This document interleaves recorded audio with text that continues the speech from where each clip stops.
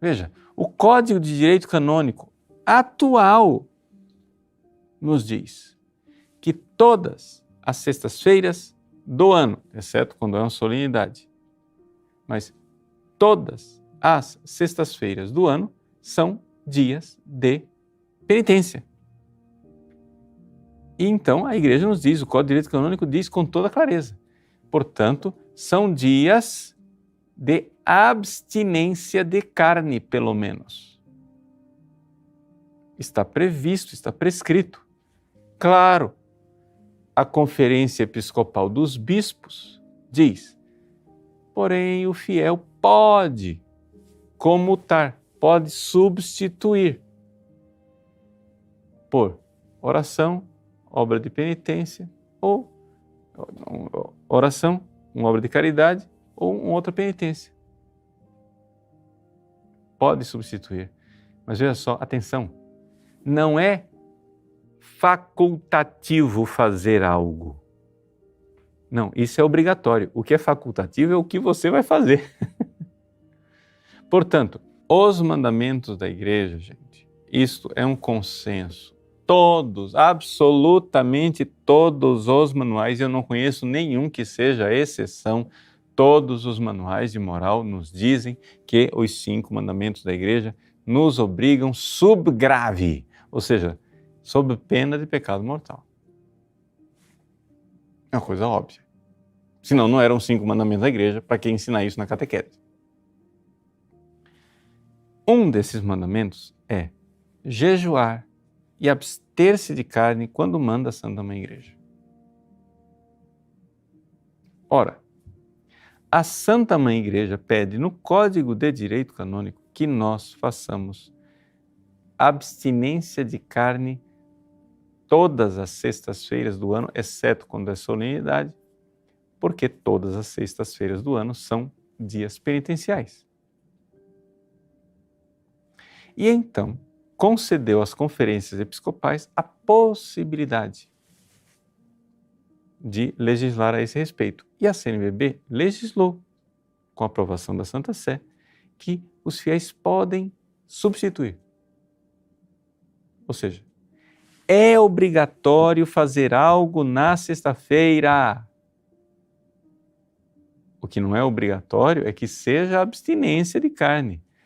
A abstinência de carne é aquilo que a Igreja pede, em primeiríssimo lugar, que haja abstinência de carne na sexta-feira, mas você pode substituir por algo, que é uma oração a mais, uma penitência a mais ou uma obra de caridade.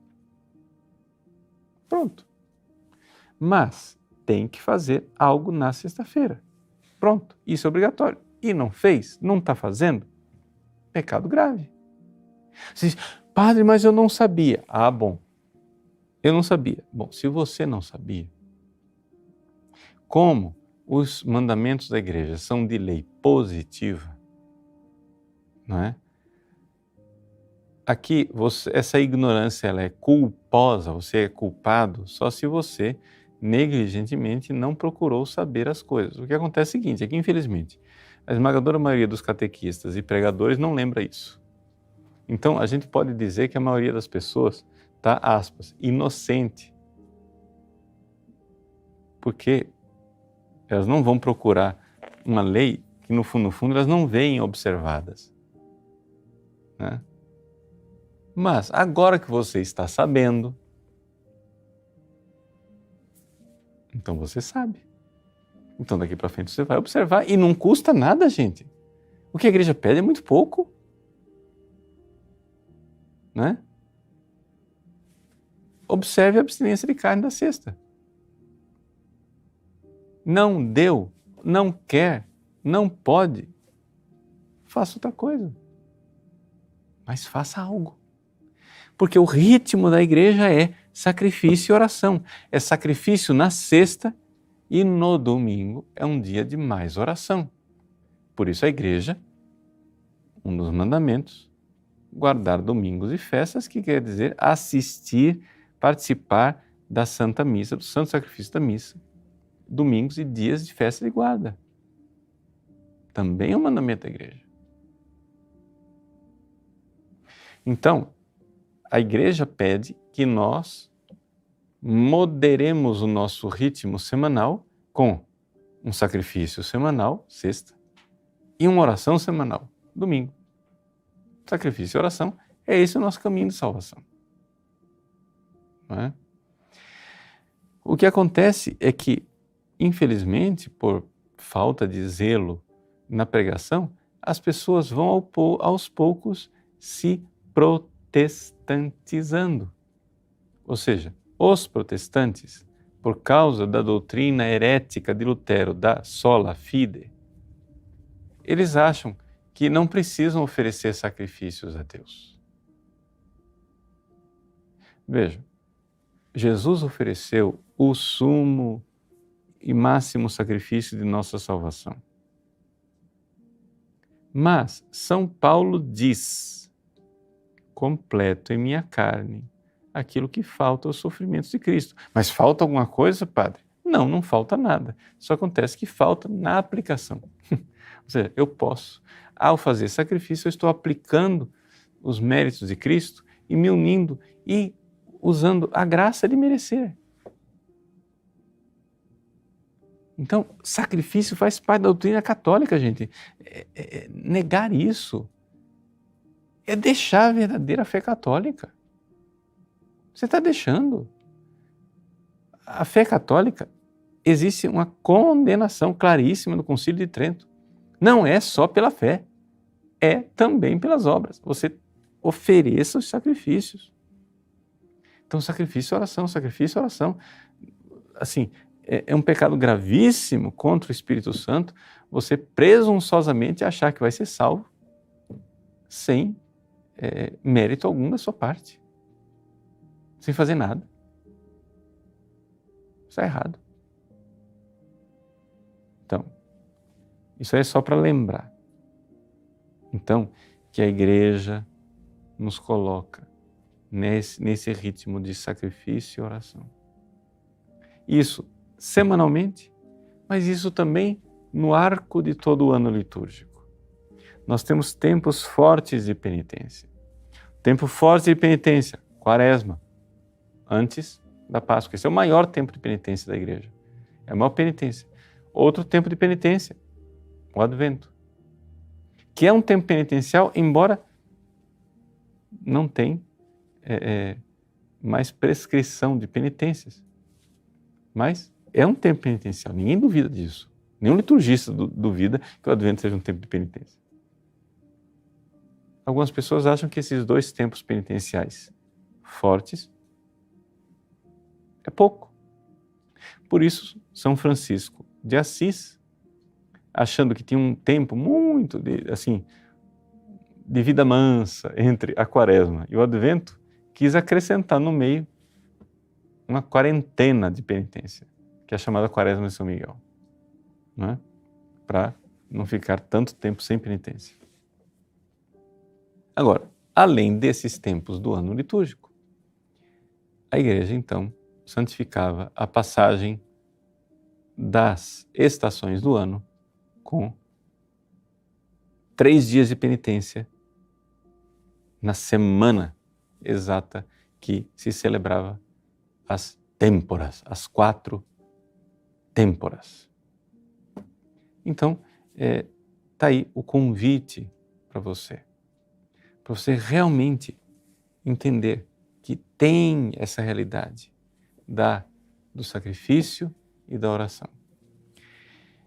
Essa coisa do sacrifício, um certo sabor protestantizante foi sumindo da vida e parece que coincidentemente, não somente foi sumindo da vida, parece que também, ao mesmo tempo, certeza, ao mesmo tempo, foi sumindo daquilo que é a forma celebrativa da missa.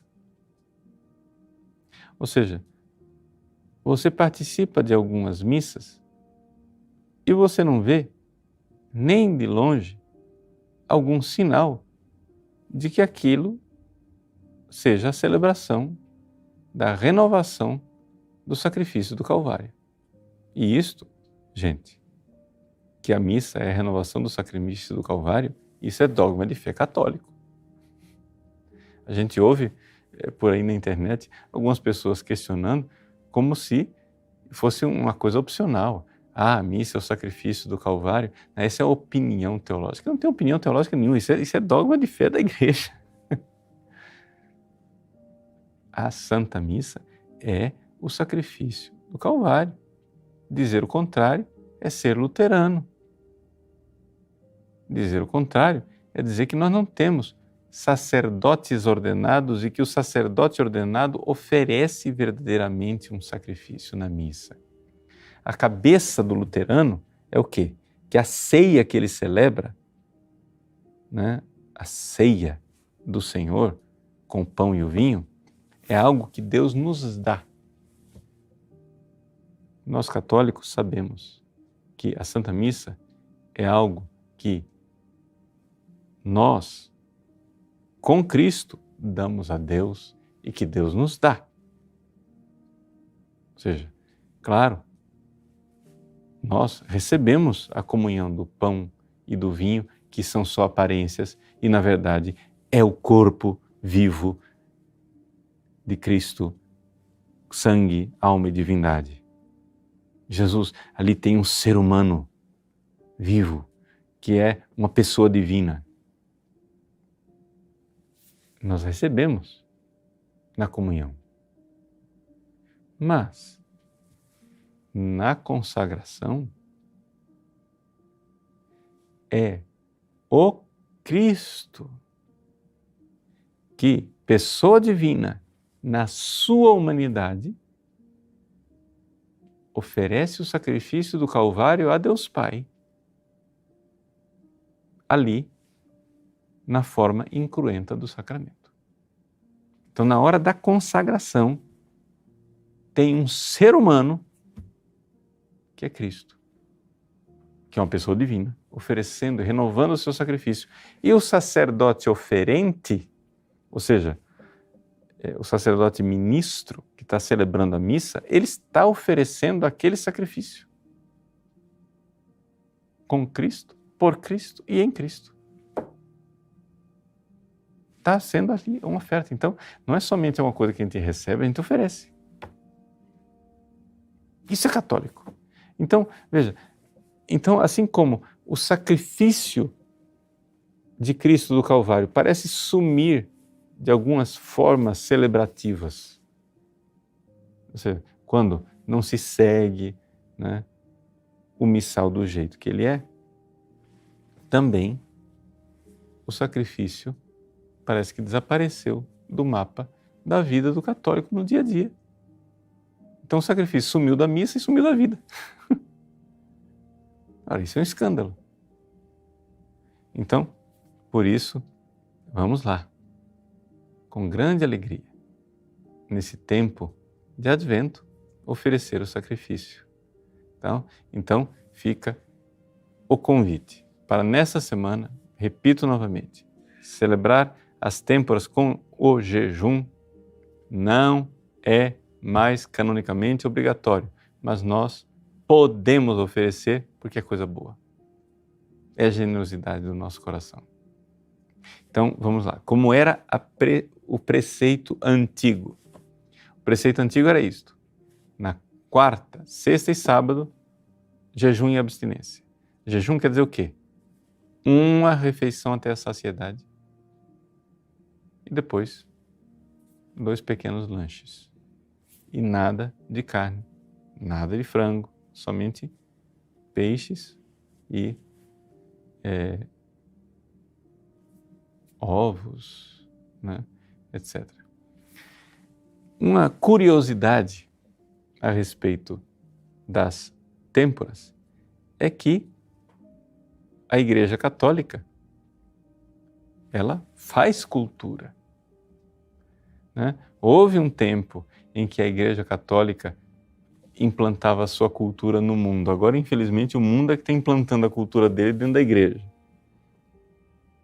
Está errado.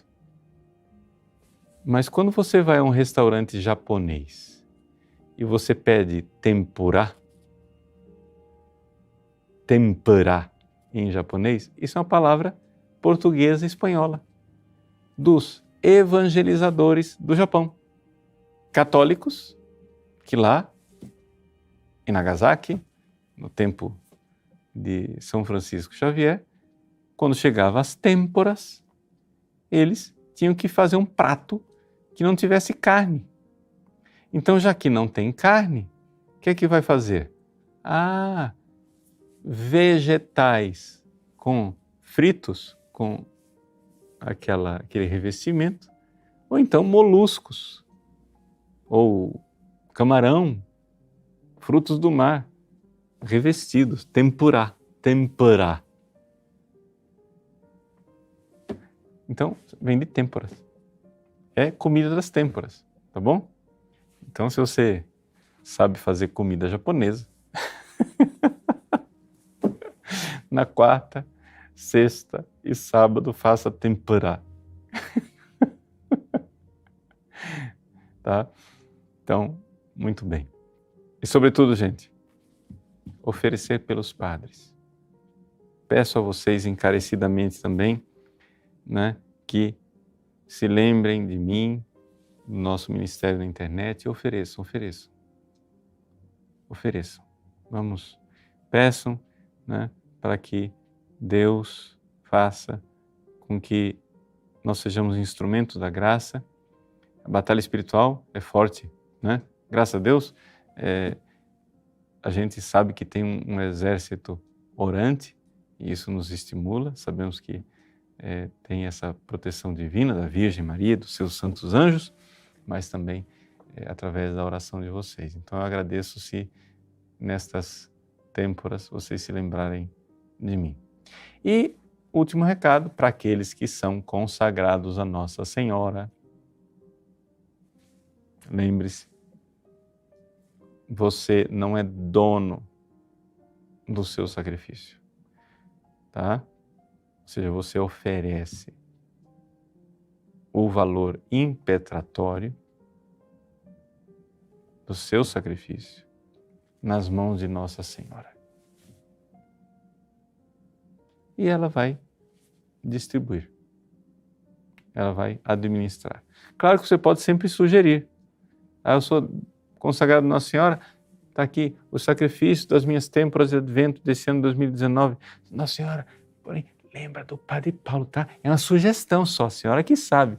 Lembra do Padre Paulo e do apostolado dele, tá bom? E todos os outros sacerdotes, porque essas têmporas de advento são especiais para os sacerdotes e para as vocações sacerdotais. Rezemos pelos seminaristas, pelos diáconos que vão ser ordenados padres. As têmporas são para isso. Pelos sacerdotes que estão precisando. Quantos sacerdotes precisam de nossas orações? Rezemos, ofereçamos. Nossa Senhora saberá usar tudo isso para os seus filhos prediletos. Tá bom? Então, gente, coragem. Bom jejum, abstinência e sacrifício para você. Tá? Te abençoe o Deus Todo-Poderoso, Pai e Filho e Espírito Santo. Amém.